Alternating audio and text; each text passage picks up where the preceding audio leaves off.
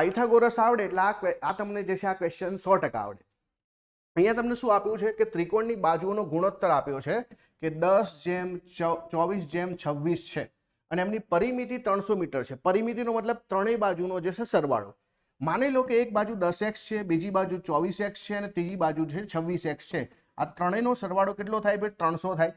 તો જુઓ 26 ને 4 જે છે 30, 30 ને 20 50, 50 ને 10 60, એટલે કે 60x બરાબર જે છે 300. એનો મતલબ કે x ની વેલ્યુ આપણને કેટલી મળે છે? x ની વેલ્યુ મળે છે 5. કેટલી મળે છે? 5. હવે આ 5 વેલ્યુ આમાં મૂકી દઈએ તો આપણી એક બાજુ જે છે 10x એટલે કેટલી થઈ જશે? 50 થઈ જશે.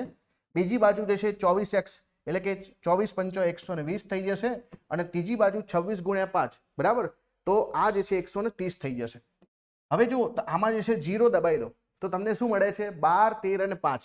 આ 12, 13 અને 5 જે છે શું છે એક્ઝેક્ટલી? આ જે છે પાયથાગોરસની અંદર જે છે તમને ખબર છે ને ત્રિપુટી આવે, ત્રિપુટી છે. હવે જ્યારે પણ કોઈ ત્રિકોણ જે છે આ શરતને પૂરી કરે ત્રિપુટીનો તો એ છે આપણો કાટકોણ ત્રિકોણ બને. અને કાટકોણ ત્રિકોણનું જે છે ક્ષેત્રફળનું સૂત્ર શું છે ભાઈ? ક્ષેત્રફળનું સૂત્ર છે 1/2 પાયો ગુણ્યા વેધ. પાયો ગુણ્યા વેધ. તો આમાં પાયો કોણ બનશે? વેધ કોણ બનશે? તો આપણને ખબર છે મોટી બાજુ જે છે કર્ણ બની જશે. એક બાજુને આપણે અહીંયા પાયો જે છે વેધ બનાવીએ, એકને આપણે પાયો બનાવી દઈએ તો આપણો જવાબ શું આવશે? 1/2 50 × 120 બરાબર. તો અહીંયા જે છે આપણે ભાગ ચલાવીશું તો આ થઈ જશે જે છે આપણા 60 અને આ જે છે 6 × 5 = 30 એટલે કે 3000.